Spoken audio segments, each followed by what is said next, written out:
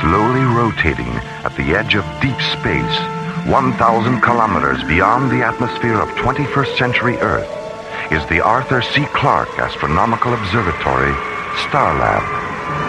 Here, Starlab Research Director Maura Cassidy, along with scientists and technicians of the International Space Authority, watch over the countless suns, planets, and star systems that fill the universe. This week, Space Exploration Team Captains John Graydon and Buddy Griff are hurled from the outer boundaries of space into the subatomic light and shadow of a world within a world, as the Infinity Factor Part 1 embraces the threshold of the unknown on Alien World.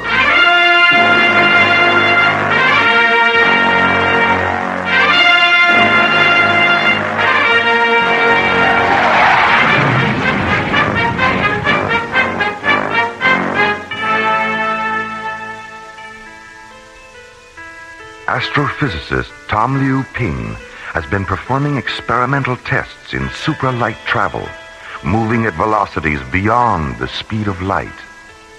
The final step in a series of tests is now at hand. A specially modified ISA Delta Series craft, the Hyperion, will be piloted by John Graydon and Buddy Griff at speeds traveled before only by an infinity of light. Starlab Control, this is Tom Ruping aboard the Hyperion. This is Starlab. Go ahead, Hyperion. I just finished Timmy and 3, a little behind schedule. Jerry, I've got a revised ETA. Any problem, Tom? No problems, just a delay in getting launch clearance. What's your new ETA, Tom? 15 minutes, 29 seconds. Roger. I copy 15 plus 29er. Your docking orbit insertion coordinates are 614 at subvector Alpha, docking bay 3. Starlab, clear. Roger, Starlab. Hyperion clear.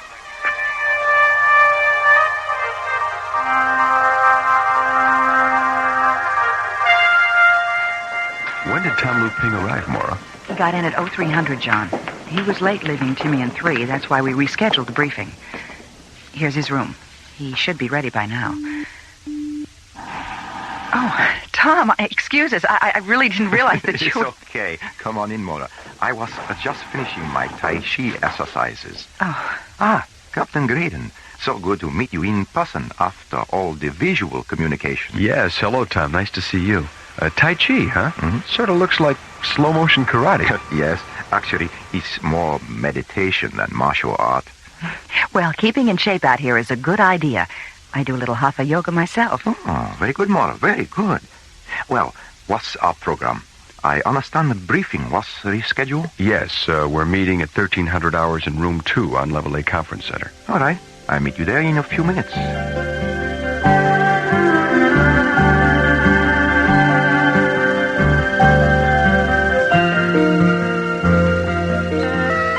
Now this diagram on screen 6 shows the final modifications we've made on the Hyperion's drive system. Well, it looks like you've practically rebuilt the entire Delta Series propulsion system. Yes, that's right, buddy. But the key to super right veracity is the ion drive we've installed just behind the Star-Smith Parsec accelerator. What effect will superlight warp through have on our communication systems? In my preliminary tests, I experienced plasma sheath buildup that caused a temporary communications blackout. Is there any way we can avoid the blackout? No. But even though our telemetry signals will be delayed, when we reach super light speed, you'll be able to monitor our shadow image on the screen. But remember, the scanning brief will show where we were, not where we are. At warp speed, we'll actually surpass the frequency right. Any final questions? No, let's go. Okay. Buddy, John, let's get our gear and prepare to launch.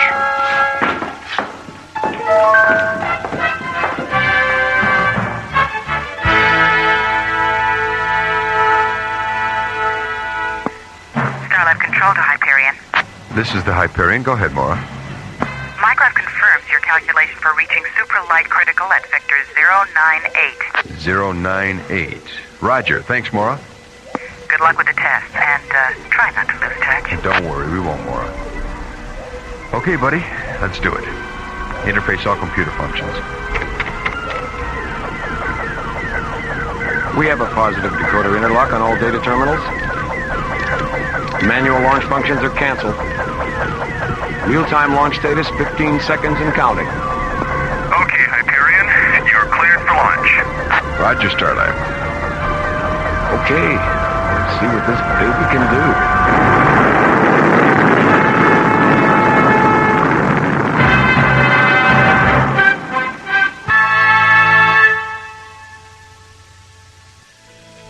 After months of planning and experimenting on Timian 3, astrophysicist Tom Liu Ping arrives at Starlab in preparation for the final phase of tests into supra-light-speed travel. Assisting in the tests and piloting the modified Delta Series spacecraft Hyperion are Captains John Graydon and Buddy Griff. As the experimental vessel jets away from Starlab, Research Director Maura Cassidy prepares the monitoring procedure that will track the Hyperion's telemetry and progress during the multiple light-speed flight.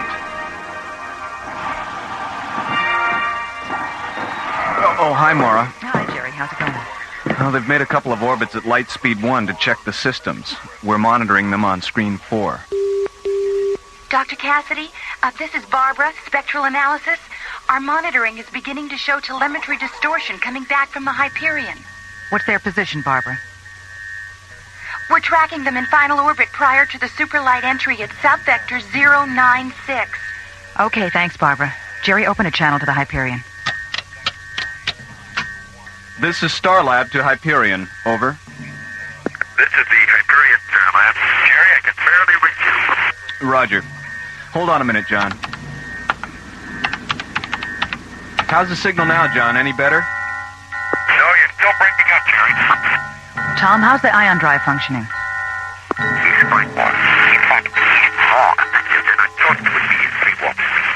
We don't make 15 seconds course direction, which could create telemetry distortion. We'll recheck the monitors before we go super light. Jerry, can't you do anything about the transmission? I don't know where all the hash is coming from, but there's some kind of interference. But the best we can do is keep the shadow blip on the screen. All right. Well, that won't help us much communications-wise. Dr. Cassidy, Barbara again. The mass proximity indicator registers a radical shift in the molecular density level of the Hyperion's hull. Start an MPI printout recording, Barbara. Mora, the Hyperion shadow blip has just disappeared from the screen. And they've vanished from all our tracking instruments.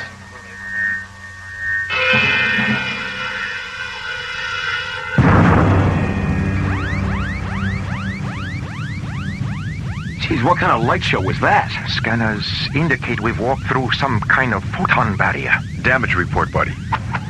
Well, the surge buffers between the ion drive and the parsec accelerator have shifted 110 degrees out of phase. And we've got heavy vibration and thermal overload on engine number 2. Reduce power, buddy.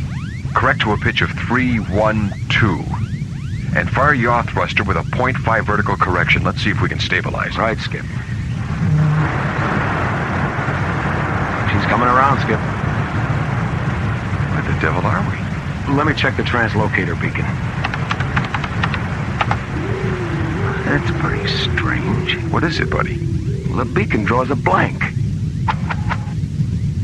And celestial guidance doesn't respond either.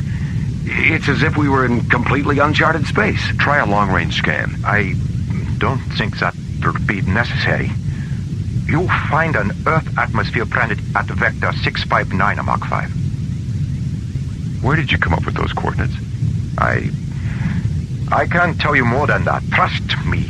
Program the coordinates and you'll see. Listen, Tom.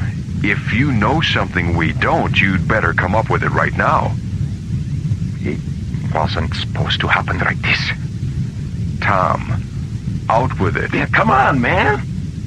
All right. About 6 months ago, I made breakthrough in my experiments. What kind of a breakthrough? I discovered a parallel universe during my first super-right warp-through test in Delta 5. Oh, terrific. Is that where we are now? Yes. What about the planet you just mentioned? is a water world called Asakusha.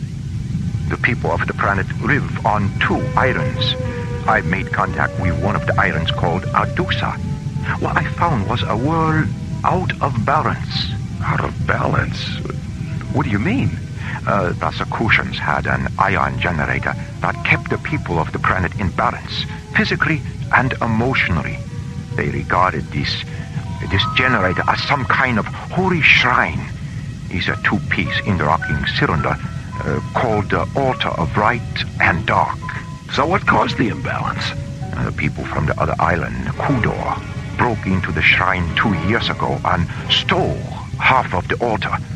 As a result, the ion level of the atmosphere has shifted. This shift caused the people of Adusa to become weak and passive, while those of Kudor become strong and aggressive. How did you get involved? Why did you get involved?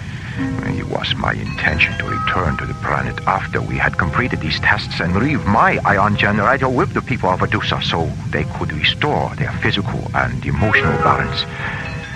But now that the generator seems to have malfunctioned, I don't know what to do.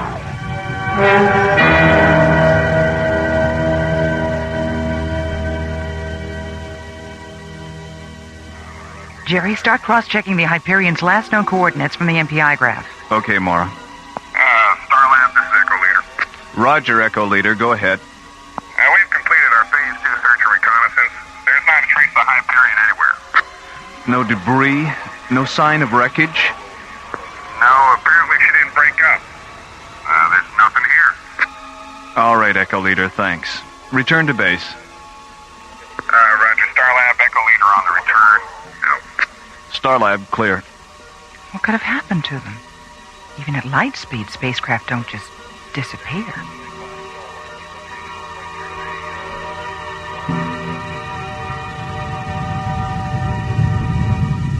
Buddy, how's number 2 engine holding up?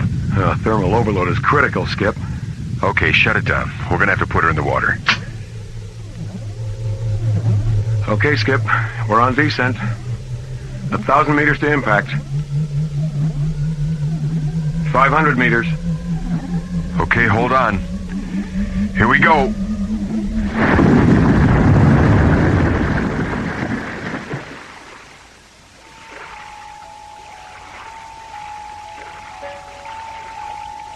Oh, my head. Are you okay, buddy?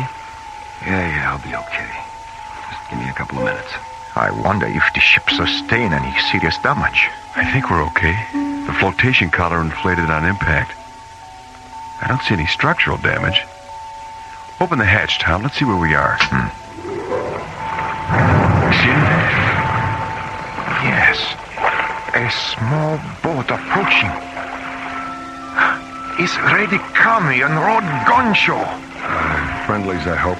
Yes, they're the ones from Medusa I told you about. Ready Kami. Lucine, you did come back. Thank God you found us, and not the raiders of Kudor. You brought others. Yes, Rod Goncho. This here is John Graydon. Hello. And Buddy Griff. Pleased to meet you. You come with us. We take you to Adusa.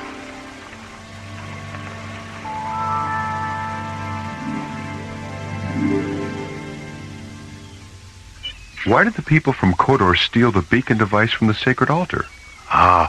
Warlord Hiko sought to gain control over the 2 islands. To him, possession of the altar represented ultimate power, but he did not realize the far-reaching effect this would have. With each new tide, his people grew more hostile and aggressive. That is why the 2 halves of the shrine must be restored. If not, all the people on Sukusha will eventually die because of this imbalance. Will you help us with this task? Buddy, what do you think? Well, we're here. We might as well see what we can do. All right, then. Looks like we're going to Kodor. Where is Kodor? It is 26 miles across the sea. Ah, the Four Preps of 1958. What does he mean? Never mind. It's just Buddy's way of breaking the tension.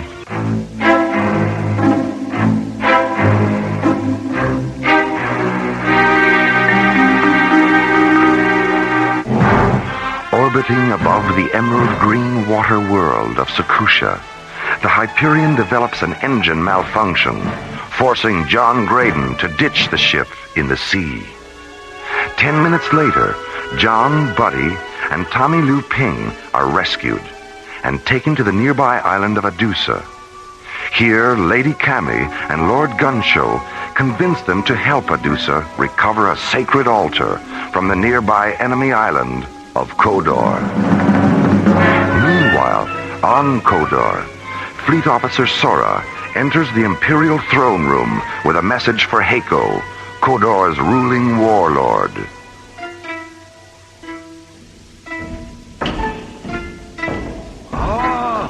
Lord Heiko, alien skyship, fallen waters near Adusa. Oh, skyship? Oh, come now, Sora. You know that such things exist only in legend. Oh, perhaps you have had a vision. Then it is vision I not see alone. Every watchtower on windward side of Kodor see also. Shared visions are not uncommon, Sora. Have you consulted the Oracle for an explanation of this phenomenon? I need not consult Oracle, my lord. I need only consult telescope. Skyships still float in waters near Adusa. Not possible. Step to window, my lord. You see. Here, take telescope. How they do it, Sora? My lord? Gansho and the Lady Kami. How is it that they have the power to call the sky gods into their service? How I should know, Lord Heiko. What do you mean, how I should know? You better find out. I want to contact our spies on Adusa. I want to know who those intruders are. And I want to know before night tide. Lord Heiko.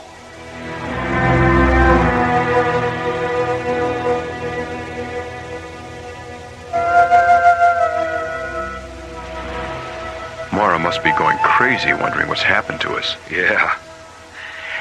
Dear Mora, we're somewhere in a parallel universe. The weather is overcast, and so are we. Your pals, Buddy and John. P.S. Help. Where's the post office, Gunshaw? I want to get this off right away. What is your friend talking about, Tom? He's expressing dissatisfaction with our circumstances. Can you blame him? No, I suppose not. Look, Tom, we know that you should have told us about all this before the Hyperion took off. So we're not going to get too upset right now. But when we get back to Starlab, if we ever do, you'd better be prepared to run for your life. All right? All right. And thanks. Our ship is ready, my lord Gansho. Wait a minute. I don't mind sailing into the Valley of the Shadow of Death, but not in broad daylight. The sun sets quickly on twilight afternoons like these, Buddy. It will be dark long before we sail.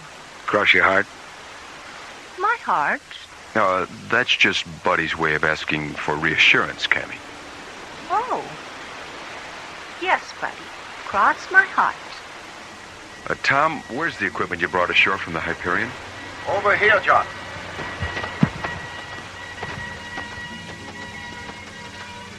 Let's see.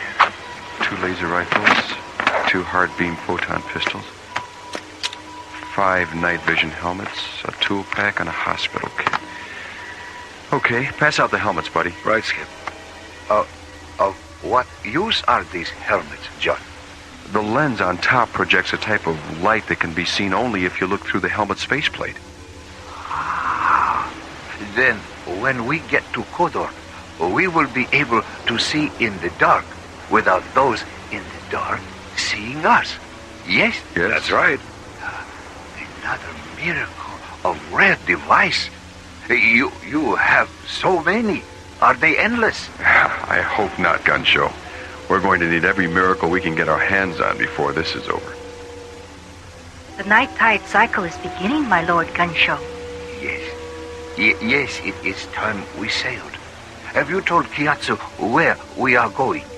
Yes, he's been aboard the ship all afternoon charting our course. Who is Kiatsu?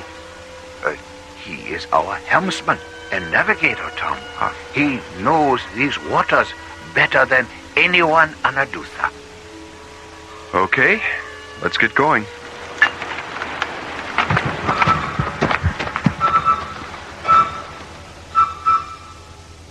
Sora, do you still have the message the carrier brought this afternoon? Hey, Lord Echo?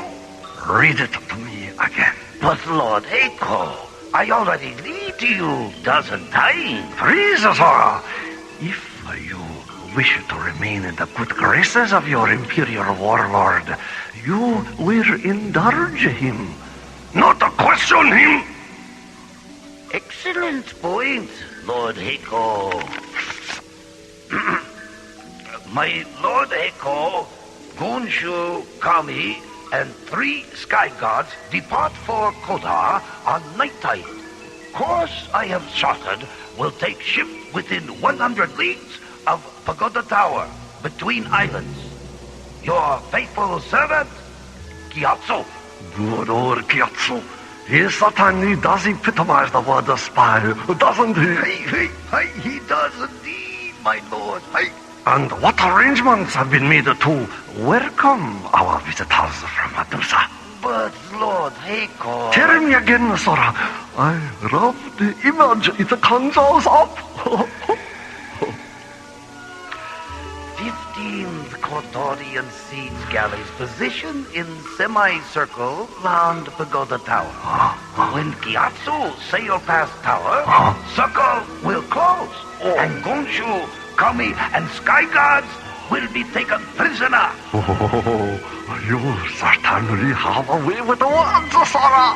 Aye, thank you, Lord Heiko. By the way, what you plan to do with them after their capture? We'll try to persuade the Sky Gods to give us the secrets of their power. Aye? And if they not easily persuaded? Then we will simply feed them to the cannibal eels. And when no trace of them remains, we will tell ourselves they never existed. After all, Sora, life must go on.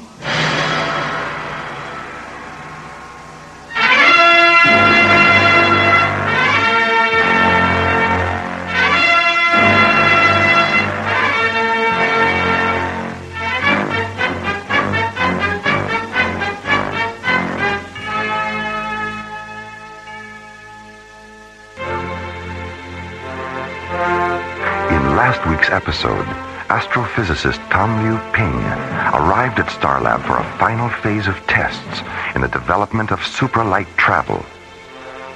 Piloting the modified Delta Series spacecraft Hyperion and assisting in the tests are space exploration team captains John Graydon and Buddy Griff. As the experimental vessel jets away from Starlab, Mora monitors the progress of the multiple light speed flight. Dr. Cassidy, the mass proximity indicator registers a radical shift in the molecular density level of the Hyperion's hull. Start an MPI printout recording, Barbara. Mora, the Hyperion shadow blip has just disappeared from the screen. And they've vanished from all our tracking instruments.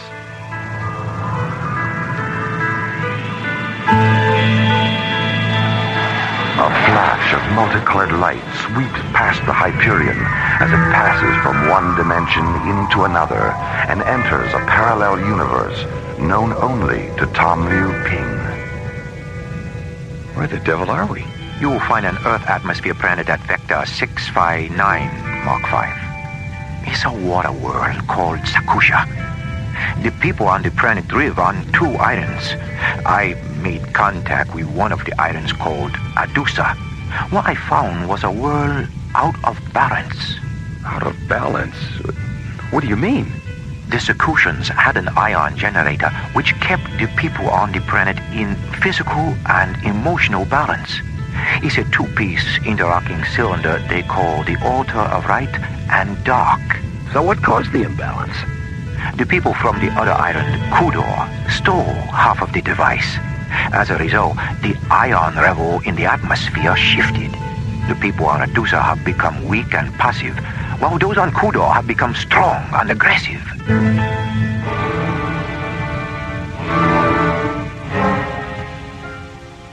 Orbiting above the emerald green water world of Sekusha, the Hyperion suddenly develops an engine malfunction and is forced to ditch in the sea.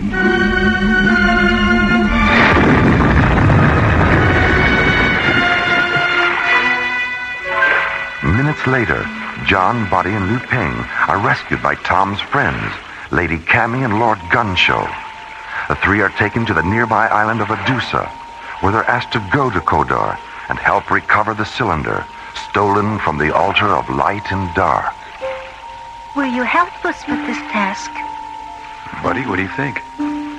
Well, we're here. We might as well see what we can do. Meanwhile, on Kodor, Fleet Officer Sora and ruling warlord Heiko, now aware of the plot to regain the cylinder, discuss a counterplan.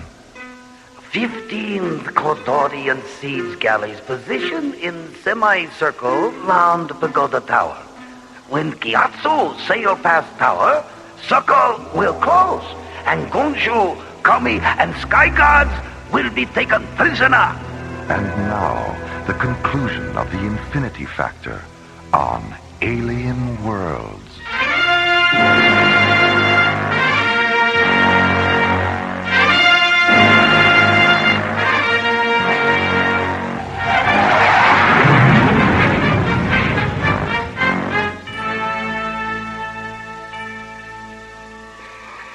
Jerry, let me see the last telemetry printout on Hyperion. There you go, Mara. Thanks. Jerry, has all this data been cross-checked? As far as I know. Why? Well, according to this, the Hyperion is still right where it was when it disappeared. What? And then why aren't the scanners picking it up? They can't, Jerry. The MPI data indicates the Hyperion has been reduced to the size of a subatomic particle.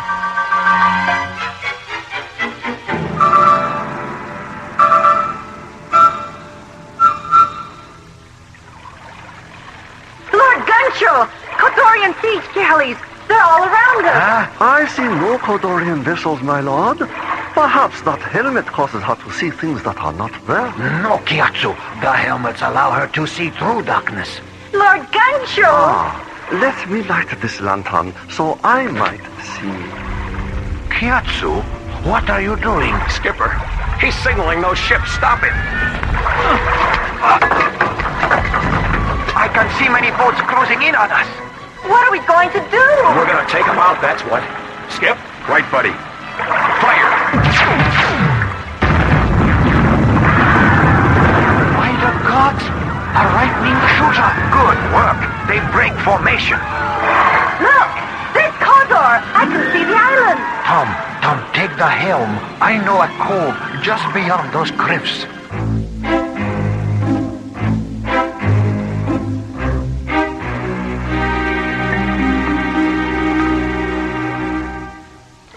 As the ship carrying John, Buddy, Tom, Lord Gunshow, and Lady Cammy approaches the pagoda tower between Adusa and Kodor, Gyatso, the ship's helmsman, signals to the fleet of Kodorian siege galleys waiting in the darkness. Stop, Gyatso! Skipper, he's signaling those ships. Stop it! Suddenly realizing that Gyatso is a Kodorian spy, John and Buddy knock the traitorous helmsman unconscious and engage the enemy warships with laser rifles.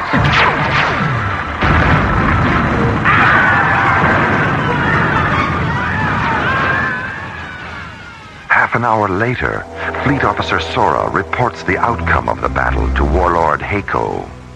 10 ships, my Lord Heiko. the Sky Gods projected lightning bolts that destroy 10 of our ships. I nearly drowned. Where are the Adusans and the Sky Gods now, Sora? You have captured them, yes?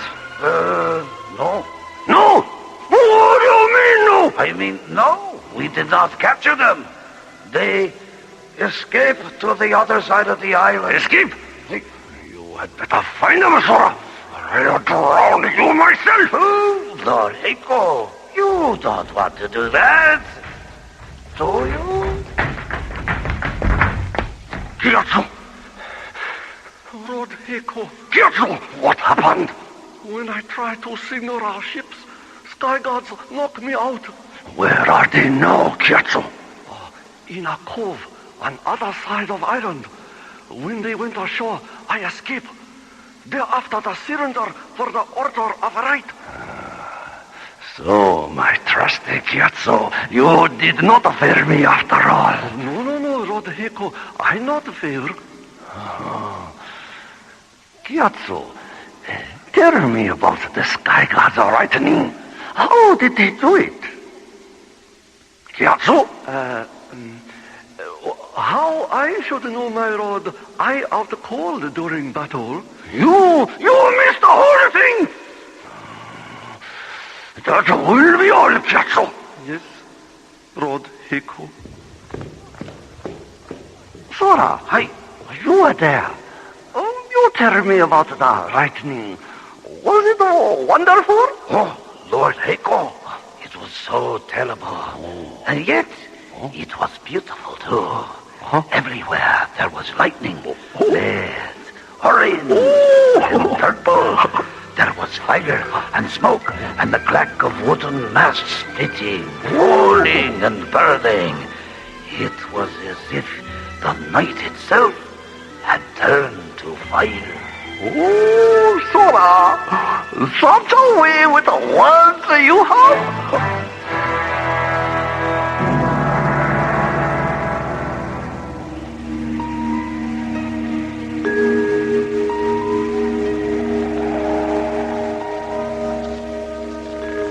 How much further to Hiko's palace, Lord Ganshu? Up ahead on the ridge. Do you know where Hiko keep the cylinder? Yes, in his throne room. Do you remember how to get into the palace, Lord Gunshaw? Yes, lady. I remember. How long's it been? He was brought here 200 moontides ago and nearly tortured to death by Hiko's warriors as a demonstration of Kodor power. I used to come here often. Kodor was once the trade center for the two islands. Of course, that was before Lord Hiko became so obsessed. Yes. But we do have one advantage. Hiko must certainly know by now that we are in the company of Sky Gods. Everyone on Sakusha fears the Sky God legends, even Hiko. Oh, I'm sure we can make that work for us. What do you mean, buddy? We'll use our lasers to make them dance a little. I mean, we don't want to hurt them. It is good you do not wish to harm anyone. We also believe this to be right. To hear you speak makes me feel for the first time since the theft of the cylinder that all is not lost. Don't worry, Gansho. We'll get your cylinder back.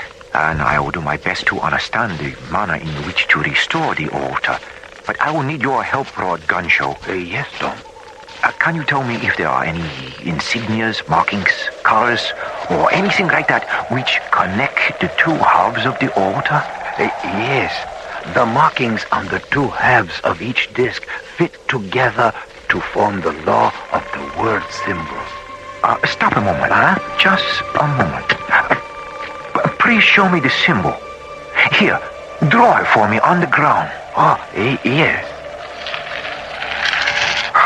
A circle. Of course. The infinity factor.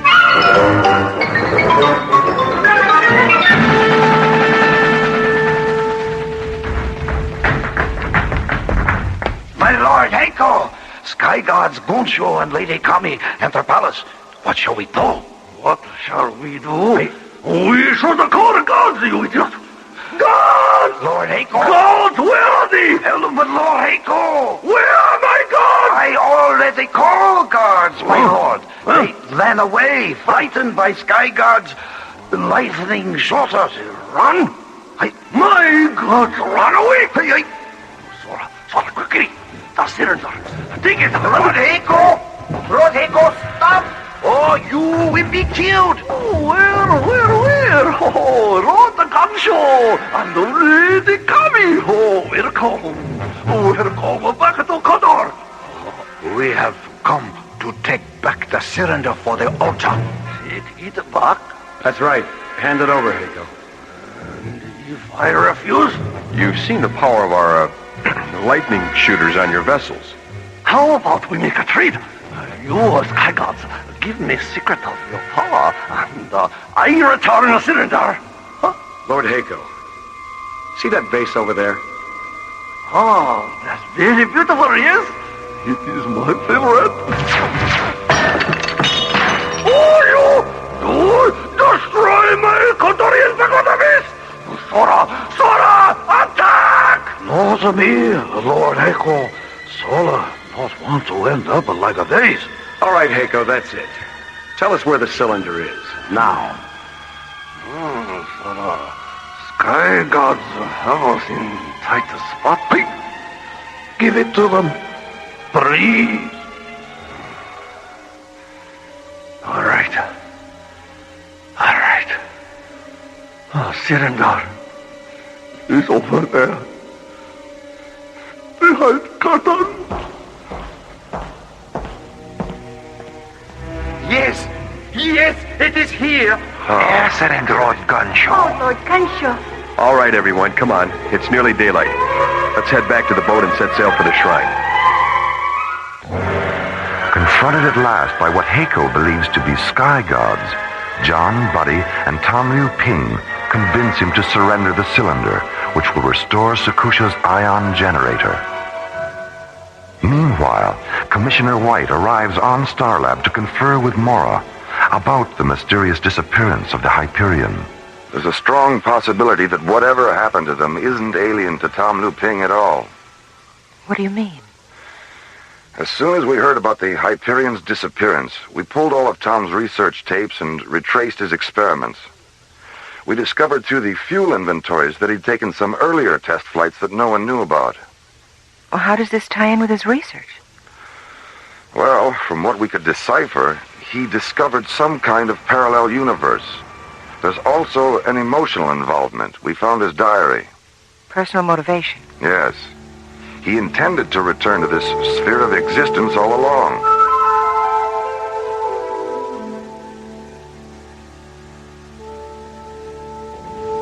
I can't get over it. The shrine, it's so beautiful. Hieroglyphics. These paintings. And these. They look like formulas. The markings represent the entire story of Sakusha's great plan. It tells of how our world was to become one of perfect balance and wisdom. The altar was placed here to ensure that future. Lady Kami, Tom has restored the altar. It is working. All right. Well done, Tom. Well, I'm glad it wasn't as difficult as you expected. It was actually quite simple once Lord Gunshaw gave me the description of the pattern the two cylinders formed. It's a very primitive ion generator by our standards, but quite effective. How soon will the effects become noticeable, Tom? I measure the output of the ion generator as soon as it began working. I would estimate that its effect on the Sakushans will be seen shortly. Look, a ship is approaching. It's Hako's Imperial warship. We've just enough time to reach our ship before the generator is up to full power. Okay, let's go. But remember, buddy, we don't really know what effect this generator will have on these people, or on us. As John, Buddy, Tom, Cammy, and Lord Gunshaw carefully make their way back to the ship, Sakusha's ancient altar of light and dark fills the air with an ionized aura, re-establishing the planet's balance.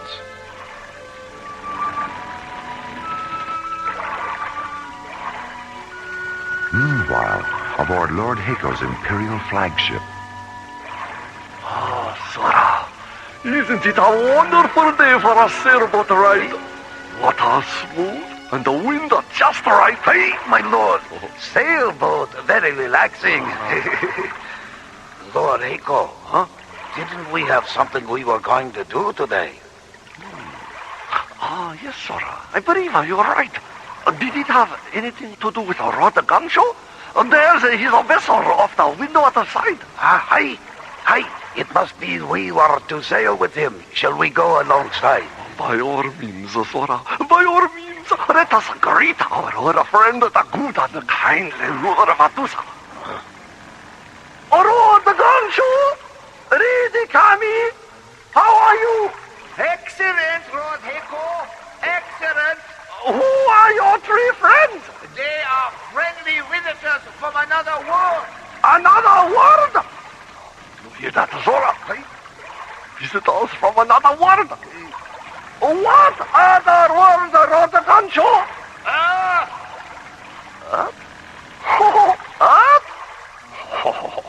What a funny name for a word. You must bring your friends to Koda for a visit. Thank you, Lord Hako. Glad to see that you're feeling better. Thank you. We will look forward to that. Be seeing you. Goodbye. Goodbye. Goodbye, Lord Hako. Sora, what did the visitor from other world mean? Now that I'm feeling better, have I been ill? Perhaps he was just wondering about your health. Where I never felt better. So good to be feeling so good. Sora, hey?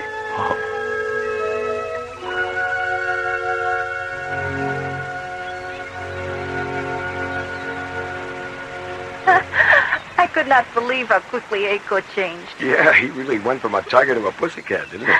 A tiger to a pussycat. Buddy means he went from ferocious to gentle, Lady Cammy. I am glad Lord Hako became pussycat.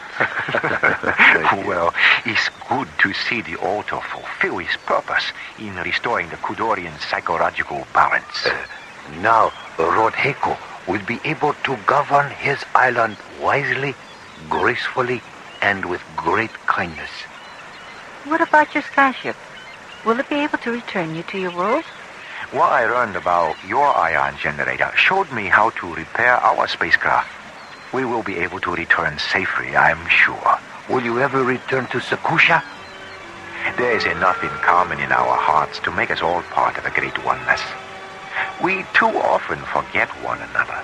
The emptiness is illuminated by the light of the heart. I must accept full responsibility for what I have done in our world first. Then perhaps I may return and go forth with what I have helped you create and give you greater understanding of what you have yet to create. We will always remember your presence and what you have brought to us. Goodbye. Goodbye, Lady Cammy. Lord Gunshow. Goodbye, buddy. John. So long. Remember to keep clear of the ship when we lift off. All right. You have a safe journey.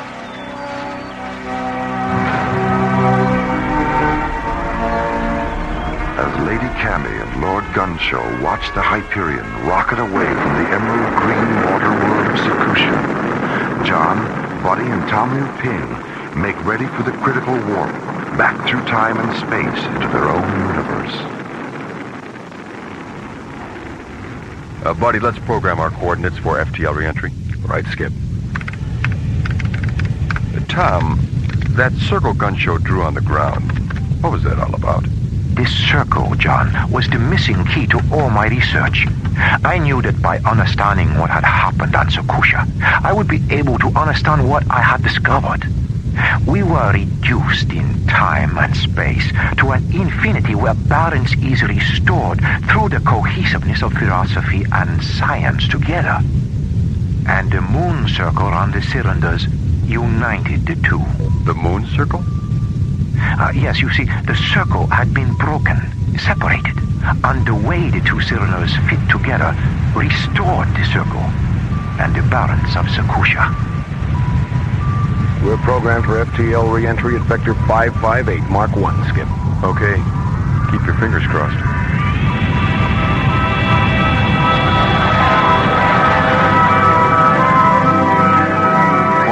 Commissioner White, look.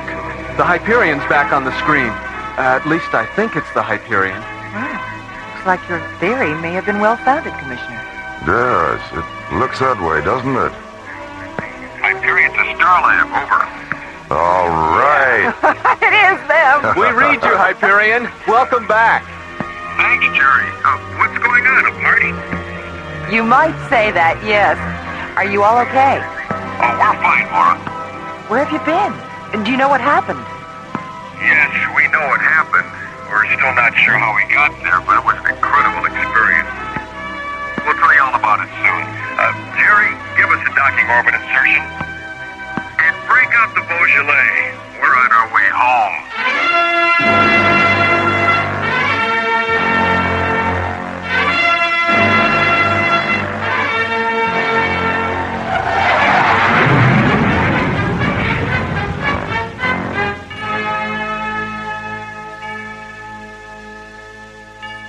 The Infinity Factor, Part 2, was based on a story concept by Larry Oakner and written by Lee Hansen, Jim Cook, and Ron Thompson.